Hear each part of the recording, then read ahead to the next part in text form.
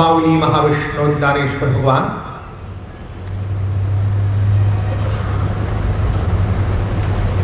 आणि भगवान प्रभू बालकृष्णजींनी अर्जुनाला असमान्य असा भक्तियोग सांगायला सुरुवात केली.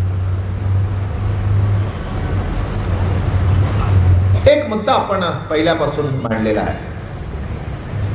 इतर मार्गामध्ये एकट्याला प्रवास करावा लागतो आणि भक्तियोगामध्ये देवाची साथ असते. हाच मूलभूत फरक आहे आणि मूलभूत म्हणण्यापेक्षा फार मोठा फरक आहे. साधा गाडीचा प्रवास एकट्याला करायला आवडत नाही, तर परमार्थातला प्रवास एकट्याला करायला कसं जमणार?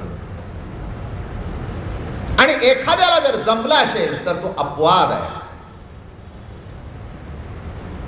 अपवाद आहे हाच त्याचा साधा सरळ अर्थ आहे. आणि म्हणून भक्ती योगाचं वर्णन करत असताना देवाने जेव्हा प्रश्न विचारला की ह्याच्यातला कोणचा मार्ग श्रेष्ठ, अर्जुनाने प्रश्न विचारला. ते म्हणाले, देवा अर्जुना, भक्ती योग श्रेष्ठ. दोन्ही तिथेच पोचणारे पण श्रेष्ठ भक्ती योग. हे बघा,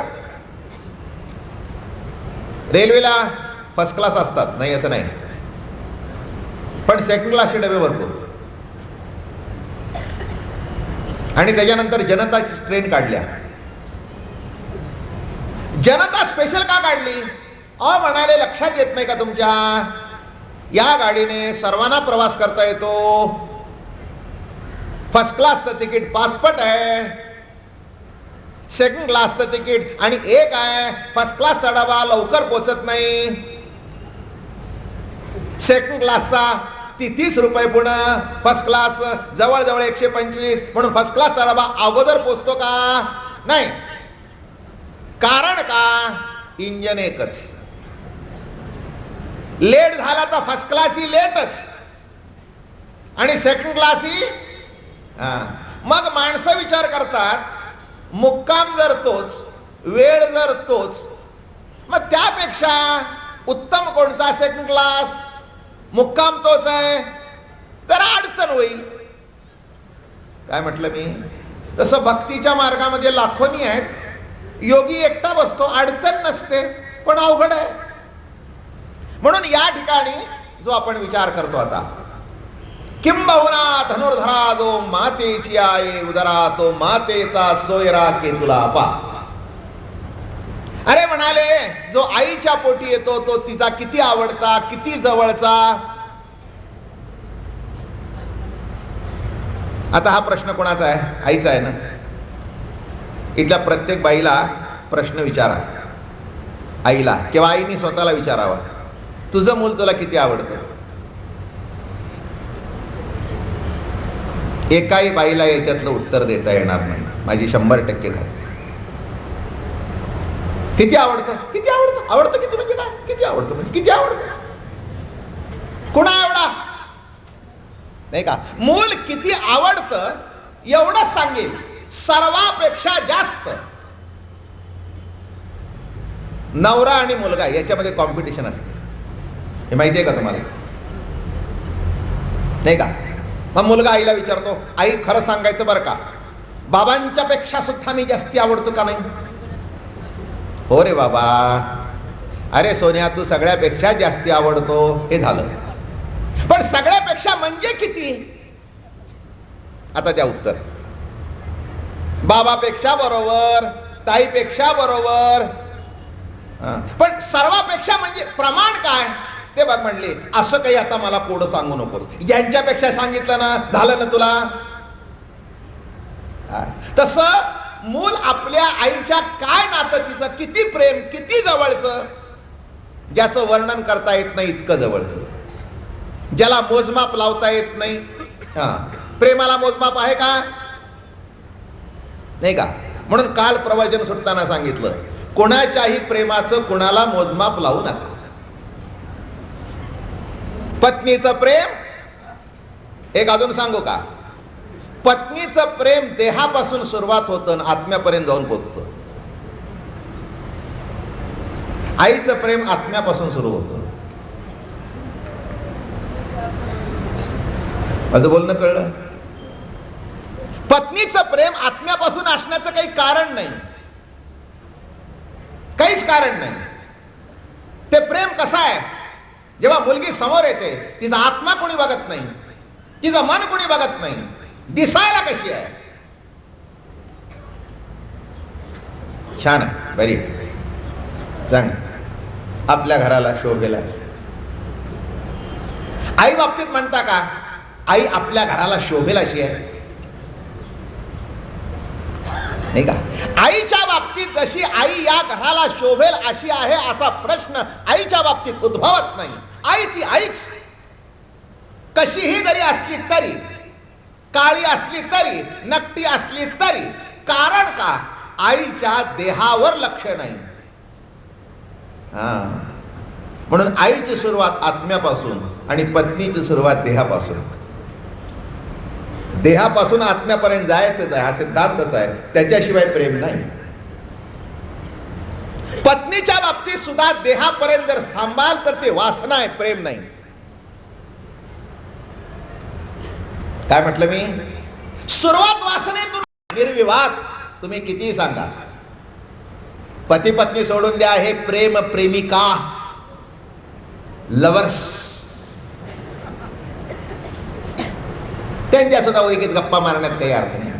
पहिल्यांदा तो तिथे कुठेतरी गेला होता सारसबागच्या गणपतीला, ही प्रदक्षिणा मारत होती, ती मारत होती, नाही तर तिथे बेळ खातो भरायला ते ह्यानी बघितलं, ते काय कशातला अट्रॅक्ट झाले. बरी आहे बरं. मग ती पुढे जाताना वळून बघते, हा वळून बघतो. काय वळून बघितलं? तिच्यातला आत्मा, तिच्यातलं मन. काय वळून बघितलं? तिचा देहच. ती पण बघते, फुगा अगदी राजेश खन्ना सारखा.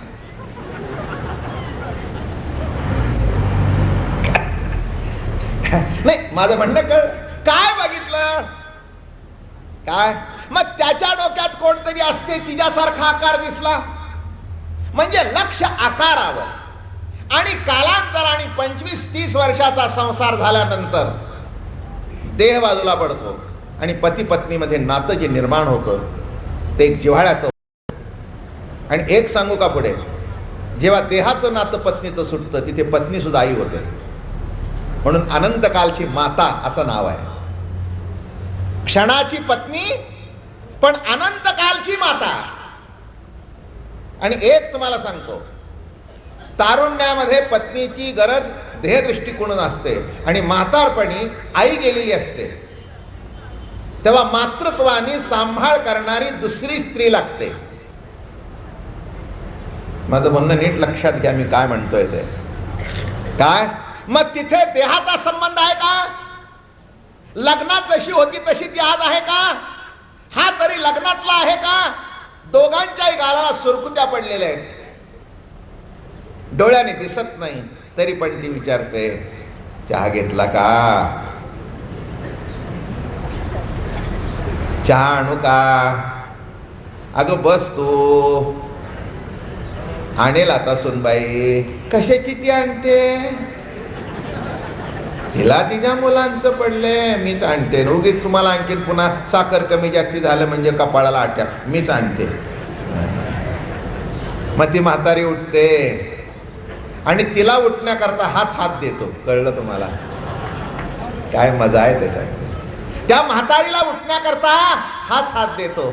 मग ती जाते, चहा बी करून आणते. कसा झालाय चहा?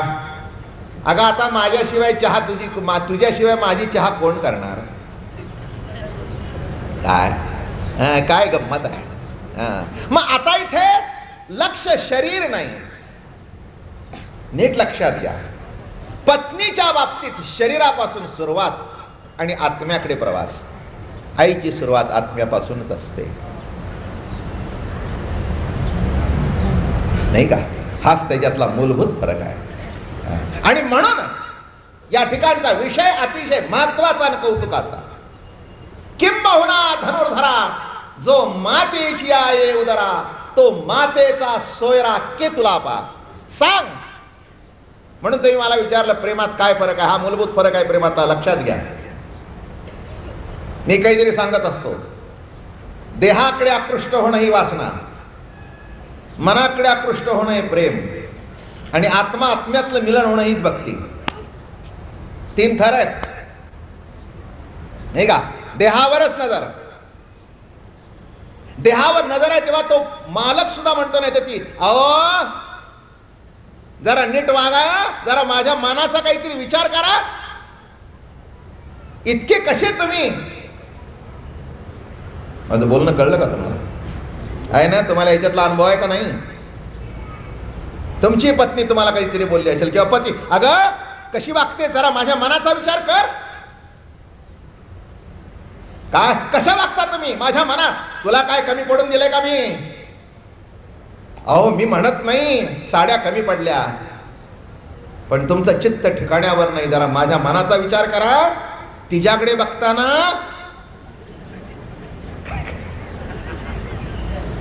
काय, अहो तिच्याकडे बघताना तुम्हाला असं वाटलं नाही आई बाप सोडून आलेली बाई घरात आहे तुमच्या? जरा माझ्या मनात लक्षात आलं का?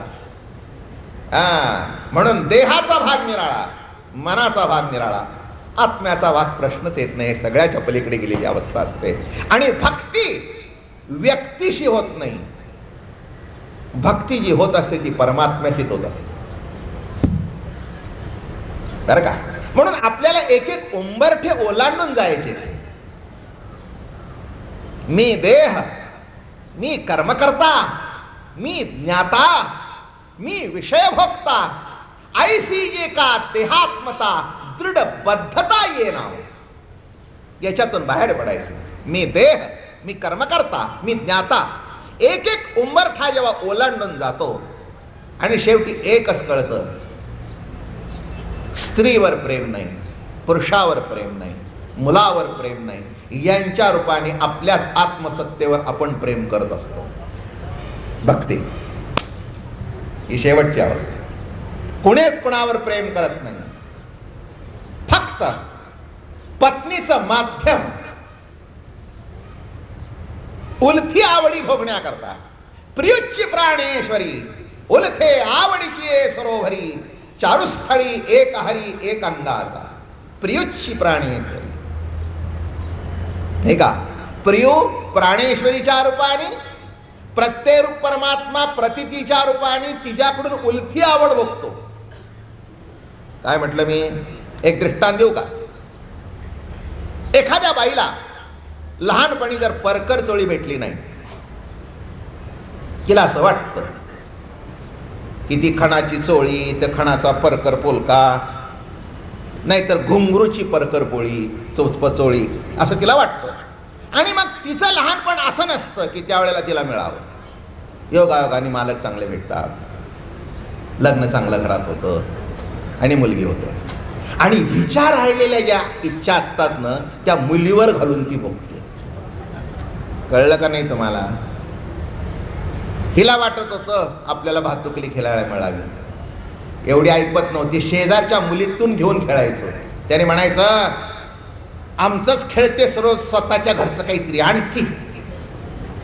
मग हिला वाटायचं आपल्या घरी काही नाही. मग मुली करता 4 सेट आणते, प्लास्टिकचं आणते. हे कोणचं बाग तुमचं? ते काय ते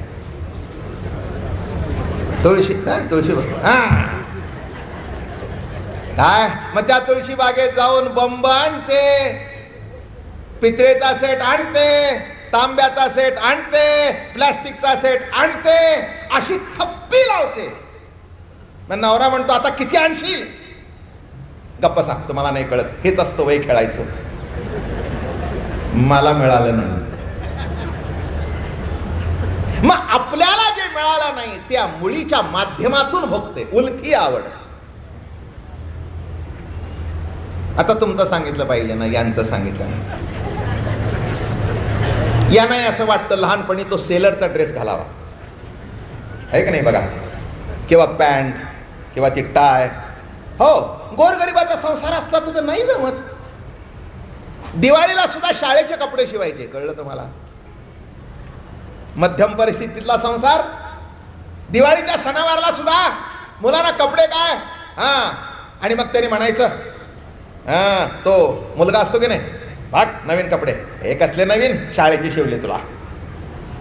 आणि मग हा घरी येऊन तोंड वाकडं करायचं, उत्तम शिकतो, आणि मग आपल्या मुलांना की नाही अशी पॅन्ट 500-500 रुपयाची पॅन्ट, मग त्या मुलाला घालून बघायचं आणि यांनी मान ताट करायची.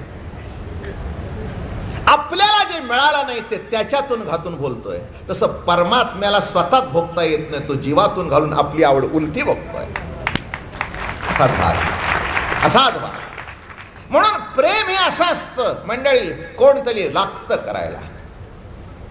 आणि म्हणून शेवटचं जे प्रेमाची अवस्था आहे तिचं रूपांतर जेव्हा भक्तीमध्ये होतं. म्हणून कोणी कुणावर प्रेम करत नाही, कोणी कुणावर प्रेम करू शकत नाही. माणसाचं प्रेमच नाही, तो आपलीच आवड घालून भोगत असतो, आपणच आपली आवड घालून भोगतो. आणि म्हणून धनुर्धरा सांग पाहू, किती सोयरा, किती जवळचा, किती जवळचा, किती जवळचा याचं वर्णन करता येत नाही, इतका जवळचा असं प्रेम. पुढे एरवी तरी माझ्या भक्ता, राहिलं काय? हा नाही राहिलं. देवी मी तया दैसी असती दैसिया, कळी काळ न कोण्या घेतला पट्टा. त्याचप्रमाणे माझे भक्त कोणी कसलेही असो, जैशी असती तैशिया. ब्राह्मण का क्षत्रिय का वैश्य का शूद्र हा प्रश्न नाही, रेडा प्रश्न नाही, हत्ती प्रश्न नाही. काय म्हटलं मी? कोण आहे हा प्रश्न नाही, जैसी असती. जरा पुन्हा मागच्या दृष्टांतात, आई याचा हा दृष्टांत बेस आहे या भक्तीमध्ये. मूल नकटाय का वक्ताय हा प्रश्न नाही, जसा असेल तसं ते तिला प्रिय आहे. असं आहे का? शेजारचं मूल बघील, आलं का लक्षात? चांगलं असेल तर बघील, कौतुक करेल, वा वा वा काय गोड आहे. पण प्रेम असेल ते, मग ते प्रेम प्रगट एकच लक्षात घ्या. प्रेमाची व्याख्या अशी आहे, गुणरहित कामनारहित प्रतिक्षण वर्धमान. नारदाने आपल्या भक्ती सूत्रामध्ये सांगितलंय, गुणावरचं प्रेम निराळं, गुण संपलं की प्रेम संपलं. एक सांगू का उदाहरण तुम्हाला? सगळे जग जाहीर उदाहरण, जग जाहीर उदाहरण. ते वैकुंठवासी झाल्यानंतर त्यांच्या नावाने पुण्यात मोठं थिएटर बांधलं, बालगंधर्व. बरोबर आहे ना? बालगंधर्वांचा जिथपर्यंत घसा चालत होता, नाटकामध्ये चांदीच्या समयात आणि समयातून अत्तर जाळत होते बालगंधर्व. श्रोत्यांना आनंद मिळावा म्हणून असा अत्तर अंगावर ओतून घेत होते. खऱ्या जरीचे शेले होते बालगंधर्वांचे. शेवटच्या काळाबद्दल मी सांगायला नको आहे, किती अवघड परिस्थिती आहे बघा.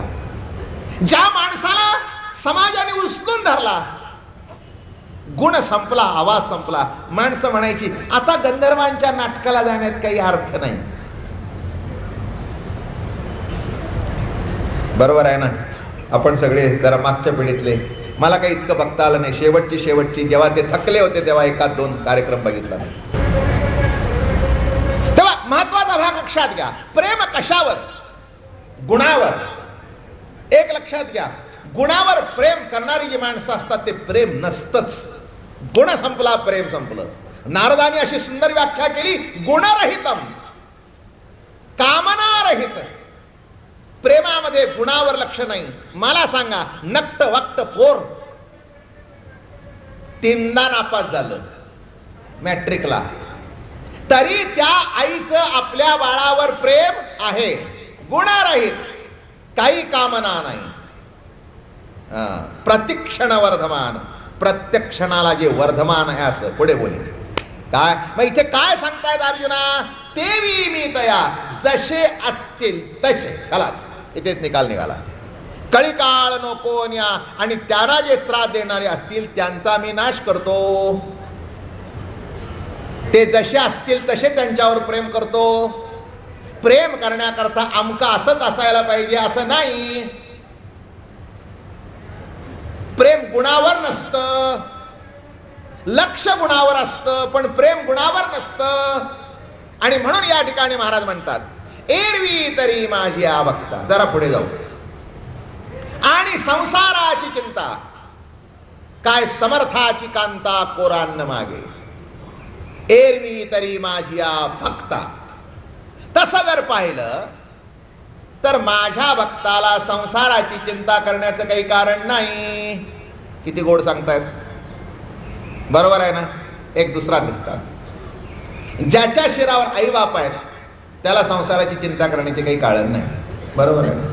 नाही त्यांना, अहो हे बघा, लग्न झाल्यानंतर नवरा बायकोला बरं वाटतं, पण एखादं पोर झालं ना आणि जेव्हा सांभाळता येत नाही ना, आणि जेव्हा 200 रुपयाची बाई ठेवावी लागते तेव्हा कळतं. मग तेव्हा वाटतं आपली आई असती तर बरं झालं असतं. साधे आई बाप जर शिरावर असतील तर एरवी तरी माझ्या भक्ता आणि संसाराची चिंता, काय समर्थाची कांता कोरांना मागे. माझा भक्त आणि संसाराची चिंता. आता या संसार शब्दाबद्दल पुष्कळ बोलण्यासारखं आहे, थोडस बोलतो मी. संसार म्हणजे काय, नाही संसाराची व्याख्या आपण कशी करूया. मी एक मजेशीर गोष्ट सांगतो, 2-4 पर्यायाने संसार सांगतो. 2 बायका रस्त्यात भेटल्या. काय काकू, कसं काय, बरं आहे की ताई, कसं काय चाललंय, बरं चाललंय. परवाच आम्ही कुकर घेतला, परवाच आत्ता, हा, आणि चांगल्यापैकी अगदी हो फार सुंदर कुकर घेतला. आणखीन काय, ते म्हणत होते की या दिवाळीला आता आलीच आहे गणपतीला एक गोदरेजचं कपाट घेऊ म्हणून, साड्या पण घ्यायचं चाललंय, बोनस येतो.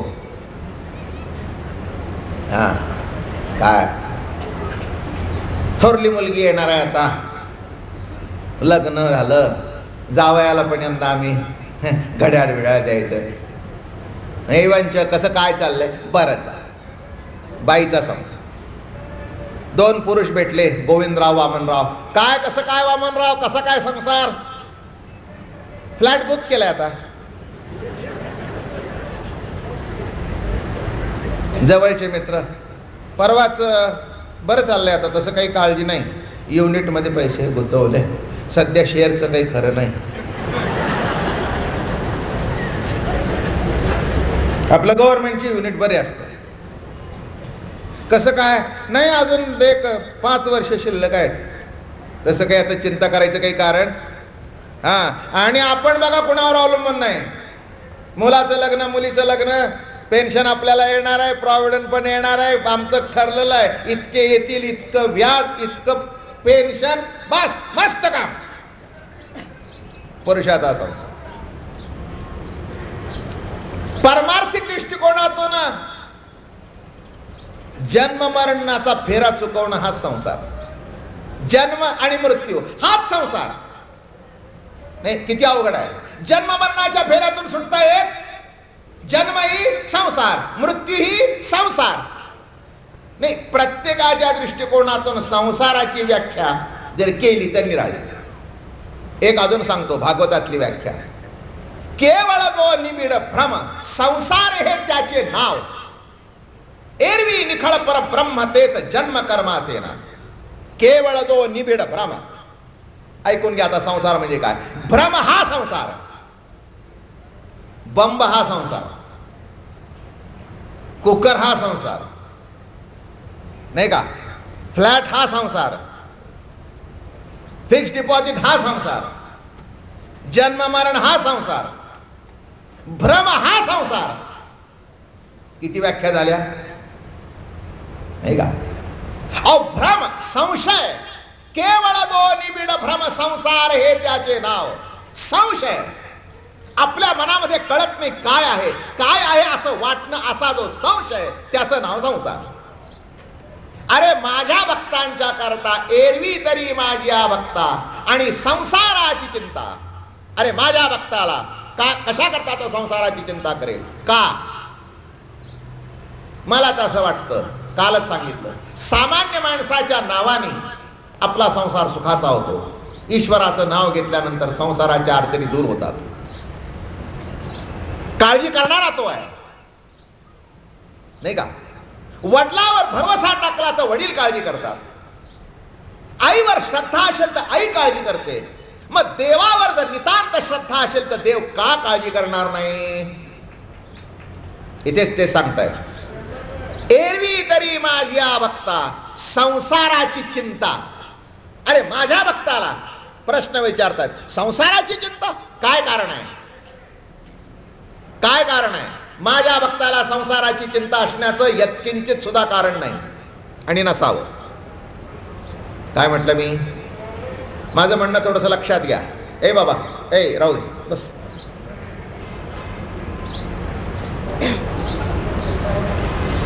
होईल. तुम्ही इकडे तिकडे बघू नका, त्यांनी जास्त खटपट होतं. ती माझ्याकडे बघा, तो आवाज येईल मग. माझा भक्त म्हटल्यानंतर त्याला संसाराची चिंता असण्याचं काहीही कारण नाही. साधं सरळ गणित आहे, ह्याच्यात काही फार मोठा आहे अशातला. पण एक लक्षात घ्या बरं का, पहिल्यांदा देव आहे हे गृहीत धरायला पाहिजे. तुम्ही जर माझ्याशी इथूनच वाद घालाल, का हो महाराज जगात देव आहे का, ही तुमच्याकरता ज्ञानेश्वरी नाही आहे. ज्याचं लग्न झालं नाही त्यांनी मॅटर्निटी होम मध्ये नाव नोंदवण्याचा प्रश्न येत नाही. काय म्हटलं मी? त्याला काही चिंता आहे का की आता कोणचं मॅटर्निटी? काही प्रश्न नाही. लग्न झालं नाही, बायको नाही, गरोदर नाही, कशाला मॅटर्निटी चिंता पाहिजे? तसं देवाचा तुझ्या बाबतीत पत्ता नाही, श्रद्धेचा तुझ्या बाबतीत पत्ता नाही. देव काळजी करतो का न करतो याची चौकशी तुला करायची काही कारण नाही. उठ, जा निघून. साधा सरळ प्रश्न आहे. हा एक चाकोरी आहे, एक विशिष्ट लेवल आहे. जे गृहीत धरतात ईश्वराचं अस्तित्व त्यांच्याकरता ही ज्ञानेश्वरी आहे. देवा आहे का नाही याचा किस काढण्याकरता नाही. एक मी तुम्हाला सांगू का, देव नाही म्हणणारे सुद्धा देवाची चिंता करत असतात. यदा कदाचित आला तर काय होईल? काय म्हटलं? माझं म्हणणं कळलं? यदा कदाचित आला तर काय होईल? अहो चिंताच असते. देव नको म्हणणं शब्दाचा अर्थ यांना पाप करायला मोकळीक पाहिजे असते. तुम्ही नास्तिक मंडळी बघा, आपण काही मानत नाही, आमच्यावर देव बिव कोणी नाही, आम्ही कुणालाच मानत नाही, खावं प्यावं मस्त करावं. उगी देव आला की पुन्हा पाप पुण्य आलं, पुन्हा त्या लफड्यात कोण अडकतो? नकोच आहे आम्हाला. हा भाग निराळा. पण इथे देवावर नितांत श्रद्धा आहे. इथे आई जिवंत आहे, कळलं? मेलेली नाही. दृष्टांत नीट लक्षात घ्या. तसे इथे भक्ती जिवंत आहे आणि इथे देव सांगतात त्या भक्ताचं मी करतो. एरवी तरी माझ्या भक्ता आणि संसाराची चिंता. काय समर्थाची कांता कुरान मागे. ज्ञानवारात जोरदार दृष्टांत देतात. ए अर्जुना, तुला प्रश्न का पडला? अरे तुझं हे बोलणं कसं आहे माहितीये? एखादी टाटा बिर्ला सारख्या श्रीमंताची बायका असावी बर का. 500 कोटी 1000 कोटीची इस्टेट आणि ती बाई कुठे निघाली? दुपारी 12 वाजता. जरा काही द्याता का कोरभर. बँक बॅलन्स हजारो कोटी. निघाली आहे कशी? आणि अंगावर 1 कोटीचे दागिने. कळलं तुम्हाला? समर्थाची कांता अंगा. एक माणसं म्हणाली, अहो बाई तुम्हाला कोणी भीक वाढेल का? अहो बघूनच खरं वाटत नाही काय? मग समर्थाची बाई जसं भीक मागत नाही तसा माझ्या भक्ताला स्वतःची काळजी करण्याचं कारण नाही. अहो काय सांगू तुम्हाला, ज्या दिवशी लग्न होतं त्या दिवशी नॉमिनेशन बदलतं. बरोबर आहे? लग्नापूर्वी तुमचा मुलगा नोकरीला लागतो, मग नोकरीला लागल्यानंतर जरा पगार वाढतो, मग इन्कम टॅक्स वाला सांगतो पॉलिसी उतरा. बरोबर आहे? मग लग्न तर झालं नसतं, मग कुणाचं नाव? आईचं नाव. काय इन्कम टॅक्सची लेवल बरोबर करण्याकरता नॅशनल सेव्हिंग नॉमिनेशन कोणाचं? आई. आणि ज्या दिवशी लग्न होईल त्या इन्कम टॅक्सच्या पहिल्याच हिअरिंगला नॉमिनेशन बदललं जातं. आईचं नाव काढून बायकोचं लावलं जातं. बरोबर आहे का चुकीचं आहे? अगदी बरोबर आहे, काही चुकलं नाही. उगीच पोरांना नावं ठेवू नका. अगदी बरोबर आहे. अहो सांगतो तुम्हाला, हा वयाने जास्ती आहे, याच्या मागे ती राहणार आहे, आई नाही. नॉमिनेशन कुणाच्या नावाने करायचं असेल मागे राहील तो. मग मला असं वाटतं मंगळाष्टका झाली, तांदूळ डोक्यावर पडल्याबरोबर आपोआप इस्टेट बाईच्या नावावर चढते. मरकापती जर इतका काळजी घेतो तर अजरामर परमात्म्याची भक्ती केली तर तो का जीवाची काळजी करणार नाही? साधं सरळ म्हणतात. काही याच्यात दुसरं अगदी मोठं डोक्याला त्रास धरून घेण्याची ज्ञानेश्वरीच नाही आपली, नाही का? लग्न लागल्याबरोबर अजून पुढचं सांगतो, ज्या इस्टेटीवर तिचं नाव लागलं नाही तरी मालकीण हीच. काय गंमत, नुसतं लग्न लागलं, हातात हात घेतला, हातात हात घेतल्याबरोबर काहीही इस्टेट न फिरवता ती जशी त्याची वारसदार होते. पण हातात हात घेतला, लग्न लागलं. मग समर्थाची कांता, सामान्य माणसाची, तुमच्या माझ्यासारखीची पत्नी काळजी करत नाही. नवरा गेला तरी इन्शुरन्स असेल तर लाख रुपये तिच्या नावावर खाडकन येतात. मग ती म्हणते कसं कुठलं पैसं? इन्शुरन्स वाला सांगतो बाई तुम्हाला माहित नाही, तुमच्या मालकाने तुमच्या नावाने इतके पैसे ठेवले होते, हे तुम्ही घ्या, पण एक करा, नीट इन्व्हेस्ट करा. मालकाचे आलेले पैसे पोरांना देऊ नयेत.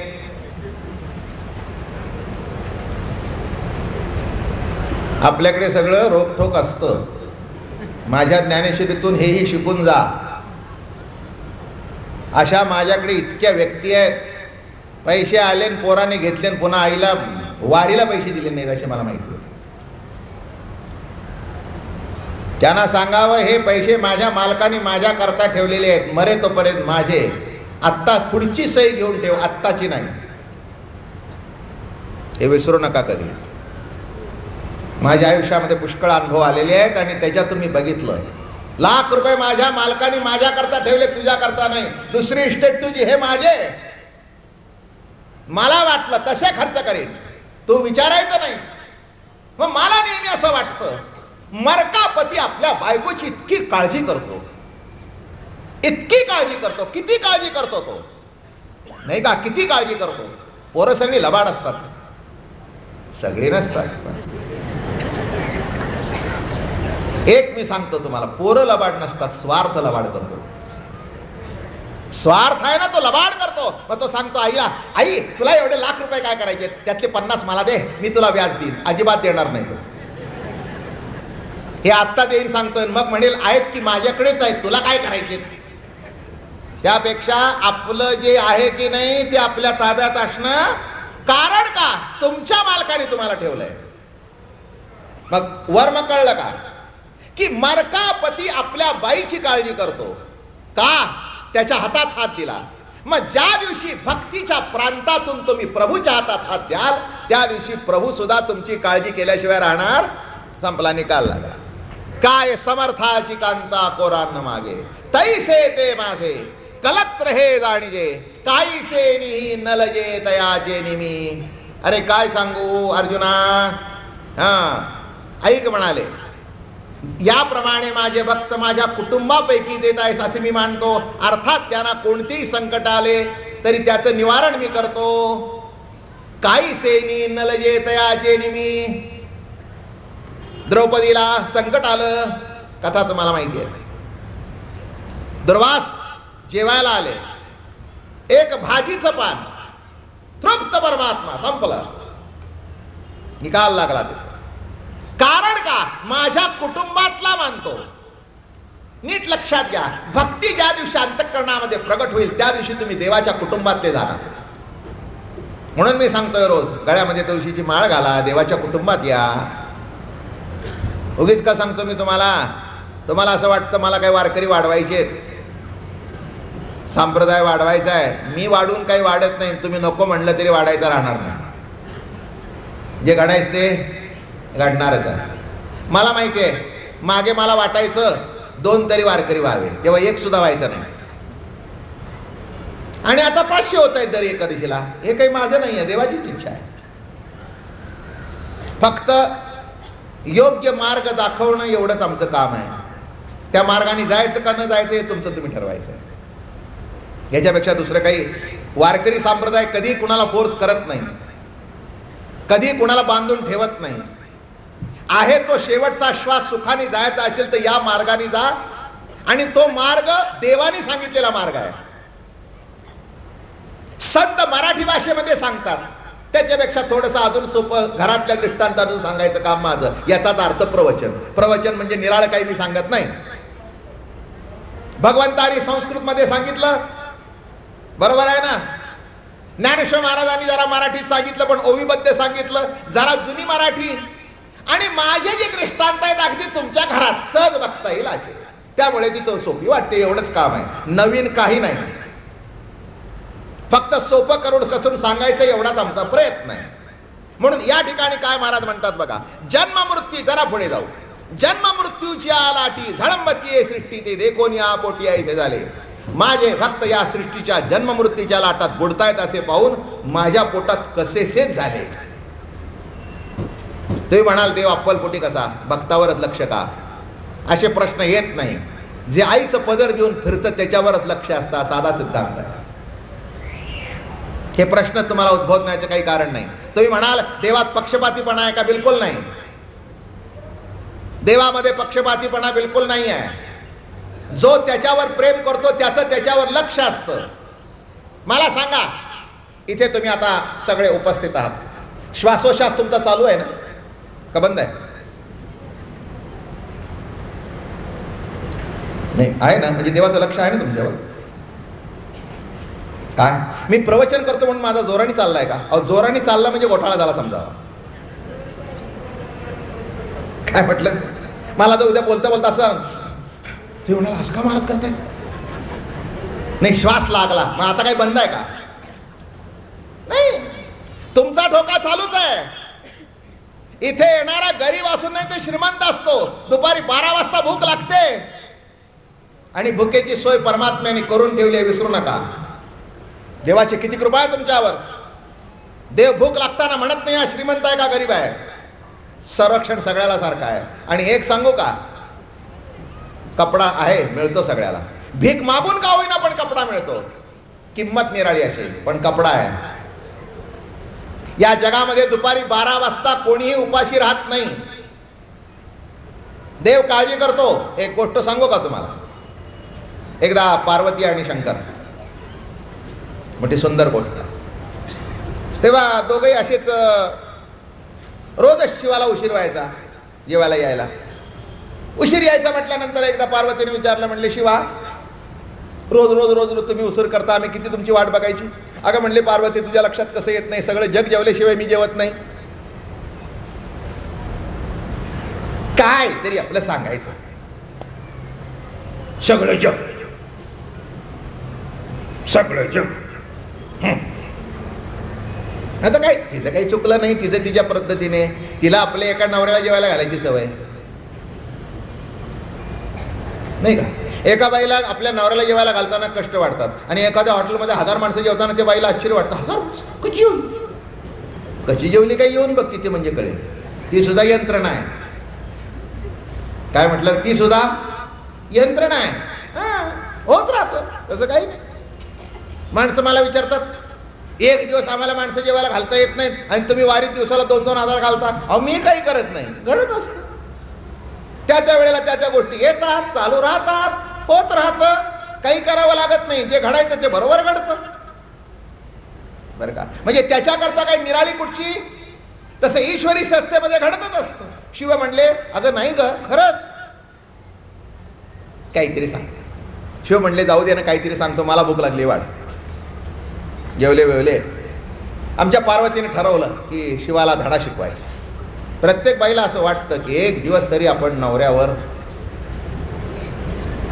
कडी करावी, कडी. आणि बायकोला आपल्या नवऱ्यावर कडी करण्यात जो आनंद मिळतो, कडी वाढण्यात नाही, कडी करण्यात, तो आनंद काही निराळा असतो. काय म्हणजे तिला असं वाटतं, एवढ्या गोष्टीपैकी एक तरी तुम्हाला कळली नाही ना. बघा तुम्ही, अगदी मोठा जरी ICS ऑफिसर असला ना, त्याची बायको सुद्धा त्याच्यावर कडी करतेच. मग ती म्हणते, बघा मी म्हणत होते ना. अगं बाई खरं. आणि एकदा असं म्हटलं की ती म्हणते, मग सांगते, अहो आमच्या ह्यानं ह्याच्यातलं काही कळत नाही, हे मोठे पण असतं. तुम्ही बायकांच्या गप्पा ऐका, आणि बायकांना हे बोलायला 4 बायकात फार आवडतं, त्यांना ह्याच्यातलं काही कळत नाही. अगं काय सांगू तुला, सध्या तांदूळ आणि सांगितले, जाडी घेऊन आले भलते सलते, डबल पैसे देऊन आले. मग आता मी त्यांना सांगितलं, तुम्ही या भानगडीतच पडू नका, पैसे माझ्या ताब्यात द्या. त्यांना फक्त पैसे आणायचं माहितीये, पुढचं काही टाळ्या.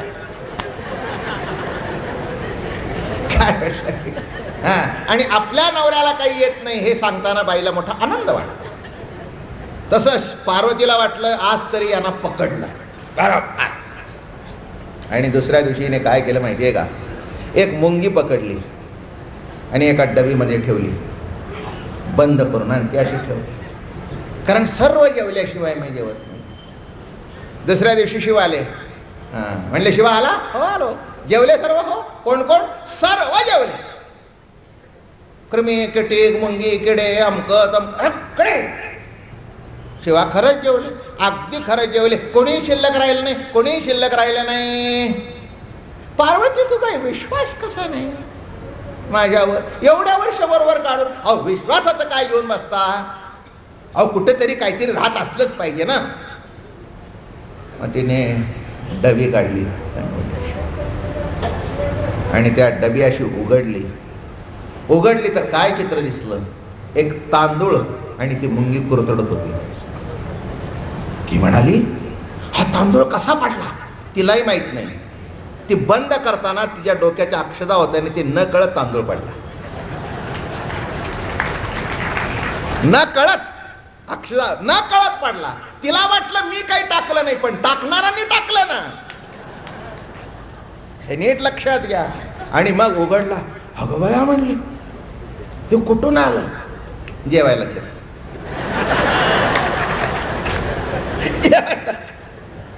जेवायला चल. अगं पार्वती, मी भोळा जरी असलो तरी इतका भोळा नाही आहे. काय कळलं का?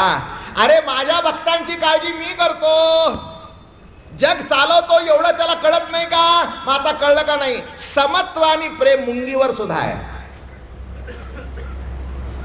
मुंगीच्या सुद्धा पोटाची काळजी आहे, तर तुमच्या माझ्या आहे का नाही बघा. दुपारी 12 वाजता या जगामध्ये कोणी उपाशी राहत नाही, त्याला त्याच्याप्रमाणे मिळतच. कोण भीक मागून, कोण चोऱ्या करून, कोण हॉटेलमध्ये जाऊन, कोण घरी जाऊन, कोण आपले डबे उघडून, पण आपला हक्क बजावल्याशिवाय राहत नाही. जेवणाची सोय देवाने करून ठेवलेली आहे, ज्यांनी पोट दिलंय त्यांनी जेवण दिलं. पण एक आहे, प्रेम भाग निराळा आहे. हॉटेलात गेल्यानंतर 50 रुपये वाढा ताट, पण तुम्ही जर त्याला सांगाल जरा प्रेमाने वाढ की, तो म्हणले म्हणजे काय? भाजी 4 वेळा घ्या, पण प्रेमाने वाढायचं म्हणजे काय? नाही कळत, नाही कळत. तसं या ठिकाणी मोठं कौतुकाने सांगितलंय की अरे बाबा, माझ्या भक्ताची काळजी मी करतो. पुढे जाऊ, भवसिंधूचे नि माझे कवणासी हा कनपोदे तेथ जरी की माझे भीतिहान. अरे म्हणाले, भवसिंधूचे नि माझे, ऐक म्हणाले अर्जुना, भवसागराच्या लाटा कोणाला भीती वाटत नाही, अर्थात त्याची माझ्या भक्तांनाही वाटतेच. भवसागर नुसता सागर नाही. काय म्हटलं मी? साध्या सागराची भीती वाटते, मग भवसागर. माणसं हे बघा, तुम्हाला सगळ्यालाच भवसागराची भीती आहे, म्हणून तुम्ही म्हणता ना, कसं होईल कोणाला माहिती. आहे ना भीती?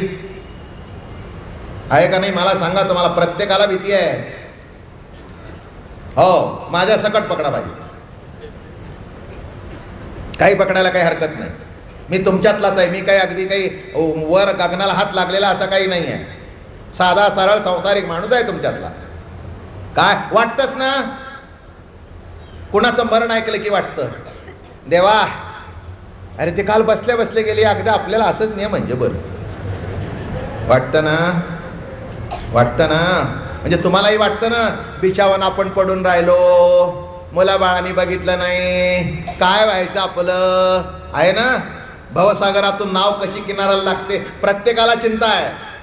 मग इथे तेच सांगतायत, भवसिंधू सीमादे कवणासी. अरे कोण असा आहे की ज्याला तो घाबरत नाही? अहो, गावचा ओढा निराळा आणि मुंबईचा समुद्र निराळा. अरेबियन महासागर बघितल्यानंतर उडी टाकायला मनुष्य पहिल्यांदा घाबरतो, पोहत असला तरी काठापर्यंत पोचतो, जास्ती लांब जात नाही. मग साधा समुद्र बघितला तर घाबरतो, मग अथांग समुद्र हा तर भवसागर आहे. तेच जरी की माझे भीतिहान, मग सर्वच जर घाबरतात तर माझे भक्त का घाबरणार नाहीत? म्हणून गा पांडवा मूर्तीचा मेळावा, करोनी त्यांची गावात धावत आलो. आला मूळ विषय आता आला. अरे म्हणून माझ्या भक्तांच्या करता मी आकार घेऊन येतो. मूर्तीचा मेळावा, करोनी त्यांची गावात धावत आलो. अरे माझ्या भक्तांनी हाक मारली की मी धावत येतो. बरोबर आहे ना? नाही, हाक मारल्यावर आई येते, तसं हाक मारल्यावर देव येतो. मूर्तीचा मेळावा. अमूर्त परमात्मा मूर्त होतो. कुणा करता?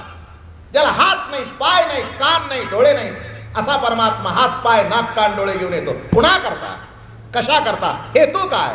आपल्या भक्ता करता. नीट लक्षात घ्या मंडळी थोडस. म्हणून इथे मुद्दाम सांगतायत. आता मला सांगा, तुमचा वाद कुठे आला? देव निर्गुण का सगुण? आता आला ना मुद्दा पुन्हा. का हो, देव निर्गुण आहे का सगुण आहे? पुन्हा उत्तर मागचं. विशिष्ट अवस्थेत निर्गुण आहे आणि विशिष्ट अवस्थेच्या पुढे सगुण आहे. काय म्हटलं मी? विशिष्ट भूमिकेपर्यंत निर्गुण आहे, त्याच्या पुढे तो सगुण आहे. पुन्हा अजून एक मागचा दृष्टांत देतो, 15 दिवसापूर्वी सांगितलेला. विशिष्ट अवस्थेपर्यंत भूक निर्गुण आहे, दिसत नाही म्हणून निर्गुण, आणि भाताशिवाय शमन होत नाही म्हणून सगुण. भूक निर्गुण, भात सगुण. मग आता लक्षात घ्या, इथे काय म्हणतायत? मूर्तीचा मेळावा, करोनी त्यांची गावा धावतो आलो. अरे धावत आलो, हाक मारल्याबरोबर माझ्या भक्ता करता मी धावत आलो. लाक्षाग्रहामध्ये पांडव निजले होते, धावत आला. द्रौपदीने हाक मारली, धावत आला. निराकार परमात्मा धावत आला. मग आता मला सांगा, जो हाकेसरशी उडी घालोन या स्तंभ फोडी, ऐसी कृपावंत कोण माझ्या विठाई वाचून? अरे माझ्या विठाई शिवाय इतकं कृपावंत कोण आहे की तुम्ही हाक मारावीन देवाने आकार घेऊन यावा? माणसं नेहमी सांगतात की देव निर्गुण निराकार आहे, विशिष्ट अवस्थेत आहे पण येतो. तुम्ही हाक मारा. एक मी तुम्हाला सांगू का? तुम्ही म्हणता तसा येत नाही. आता बोलणं कळलं? माणसानं काय वाटतं? देव यायला पाहिजे म्हणजे कसा? 4 हात, मुकुट, हातात कमळ, चक्र, म्हणजे हे तुम्ही ठरवलेला आकार आहे देवाचा. हा देवाचा आकार कुणी ठरवलाय? तुम्ही ठरवलाय. बरोबर आहे ना? इथे आकार ठरवण्याचा न ठरवण्याचा प्रश्न येत नाही. परमात्म्याचा विचार करून बघा. मी एक सांगतो, माझ्या जीवनातला अनुभव सगळ्यांना सांगतो. तुम्हाला जेव्हा हात पडेल, नड पडेल, तेव्हा कोणाच्या तरी आकारात तो येऊन तुम्हाला मदत करून देईल. काय म्हटलं मी? तुम्ही ठरवलेल्या रूपात नाही, तुम्ही ठरवलेल्या रूपात नाही, तुम्ही ठरवलेल्या आकारात नाही, कुणाच्या तरी रूपाने येऊन जाईल.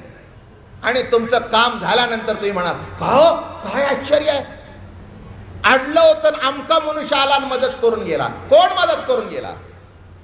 कुणी सहाय्य केलं? एक लक्षात ठेवा, कुणाच्या रूपाने तरी परमात्माच येऊन जात असतो. फक्त एक आहे, आपल्याला बघण्याकरता दृष्टी नाही, संतांना बघण्याकरता दृष्टी आहे. एवढा त्याच्यातला फरक आहे. म्हणून देव येत नाही असं समजू नका. तुम्ही हाक मारा, योग्य वेळेला योग्य परिस्थितीमध्ये परमात्मा कुणाच्या तरी रूपाने प्रकट होतोच. मूर्तीचा मेळावा, म्हणून गा पांडवा मूर्तीचा मेळावा, करोनी त्यांची गावा धावतो आलो. अरे माझ्या भक्तांच्या करता मी धावत येतो, आकार घेऊन येतो. तुकाराम महाराजांनी हाक मारली, परस्त्रीचा आळा आला तुकाराम महाराजावर, धावत आला. धावत आला नाही असं काही नाही. वह्या बुडल्या, धावत आला. धावत आला. महाराजांच्या वह्या जेव्हा बुडवल्या की नाही डोहामध्ये,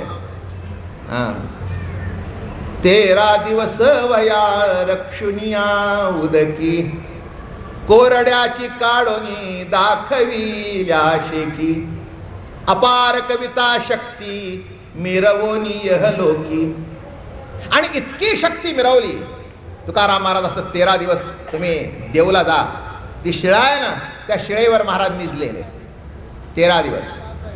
आणि 13 दिवसांनी तुम्हाला आश्चर्य सांगतो, चमत्कार सांगतोय कौतुकाचा. कोण आलं? नाही, 13 दिवसांनी कोण आलं? प्रत्यक्ष आजूबाजूची सगळी मंडळी आली. अहो म्हणे महाराज, रात्री पांडुरंग आमच्या स्वप्नात आले आणि सांगितलं, अरे माझ्या तुकोबाच्या वह्या मी धरून बसलोय. माझ्या तुकोबाच्या वह्या मी अशा धरून बसलोय. 13 दिवस वह्या रक्षुन्या उदकी, कोरड्याची काढोनी दाखविली आशेकी. काही काही गावातले कुटाळ आले, महाराजांना म्हणाले, अहो महाराज, मागच्या दुष्काळात संसार बुडला आणि आता परमार्थ बुडला, जगता कशा करता, मरत का नाही? महाराज मरायला निघाले. देवानी वह्या तारल्या. मी नेहमी सांगतो, ज्या वेळेला वह्या बुडल्या त्या दिवशी महाराष्ट्रातला परमार्थ बुडला, आणि ज्या दिवशी वह्या तरल्या त्या दिवशी महाराष्ट्रातला परमार्थ तरला. साधी गोष्ट नव्हती. तुकाराम महाराजांच्या वह्या बुडल्या नाहीत, परमार्थ बुडला या महाराष्ट्रातला. आश्चर्याची गोष्ट. पण देव धरून बसले. महाराजांनी हाक मारली. अहो म्हणले महाराज, वह्या बुडल्या. म्हणले बाबानो, मी नाही लिहिले. बोलविता धनी वेगळाची. बोलवणारा धनी जर तुकोबार आहे, वेगळा धनी आहे. प्रश्न माझा मिटलेला आहे. ज्याने बुडवल्या तो आणून देईल, नाही तर नाही देईल. आणि असा पांडुरंगाने अशा वह्या महाराज पंत कुलकर्णी, गंगाधर पंत मवाळ यांच्या स्वप्नात जाऊन सांगितलं देवानी, अरे जा, अरे जा. एक लक्षात घ्या, दगड बांधून, मी तुम्हाला खरं सांगू का, देवाला तारायचं असेल तर दगड बांधून तारलं तरी, नाही तर काही नाही, जागच्या जागी अटपत. हा, इथे मूर्तीचा मेळावा करून आला. वह्या खाली गेलेला देवानी काढून दिल्या. मग आता कोण आलं? कोण आलं मला सांगा? तुकाराम महाराज, ज्ञानेश्वर महाराजांची चरित्र ही कपोल कल्पित आहेत का? नाही, कपोल कल्पित कथा आहेत का? काहीतरी तुम्हाला मला करमणुकी करण्याकरता लिहिलेल्या आहेत का? नाही, या घडलेल्या सत्य घटना आहेत. या घटनांचं एवढ्या करतात निरूपणातून आपण सांगतो की आपला, एक मी सांगतो, माझ्या शब्दावर विश्वास ठेवू नका, पण तुकोबारच्या तर शब्दावर ठेवाल का नाही? ज्ञानोबारायांच्या तरी शब्दावर ठेवाल का नाही? इथे तेच सांगतायत की करोनी त्यांच्या गावा धावतो आलो. कसा आलो? नामाच्या शस्त्रवरी, नावा या उधारी, आणि सजून या संसारी तारू झालो. नामाच्या शस्त्रवरी काय घेऊन आलो? आता एकच शब्दात झाला टाइम माझा. नाव रूपी नाव. शब्द दोन किती सादृश्य आहेत. नाव, नाव. काय बोलतायत? नाव, नाव. भगवंताची नाव हीच नाव. कुंडली गौरदेव हरी विठ्ठल, ज्ञानदेव तुकाराम विठ्ठला विठ्ठला विठ्ठला विठ्ठला. कृणाल म्युझिकचे सूर दिंड्या पताकांच्या रूपानं चंद्रभागा तीरी उसळला भक्तीचा पूर. सावळ्या विठ्ठला. अलीकडे मला पलीकडने पांडुरंगा, नदी भरली चंद्रभागा. अलीकडे मला पलीकडने पांडुरंगा. कृणाल म्युझिक कॅसेट्सच्या सुरांची साथ, विठुरायाच्या भक्तीचा थाट. सावळ्या विठ्ठला.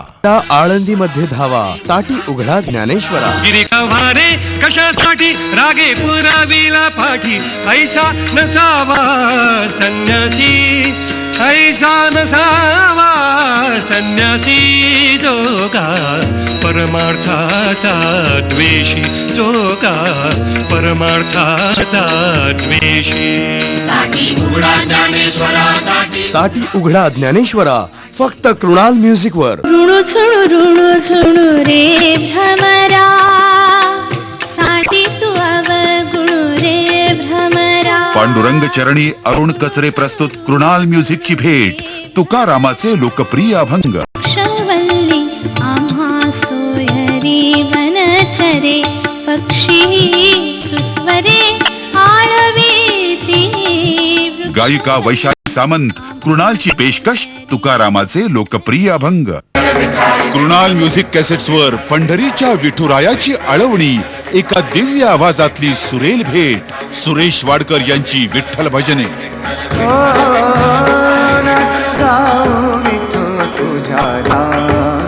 प्रवीण दवणे, शांताराम नांदगावकर यांच्या प्रतिभाशाली लेखणीतूून अवतरलेली कृणालची भेट. सुरेश वाडकर यांची विठ्ठल भजने. सावळे सगुण ते रूप हरीचे.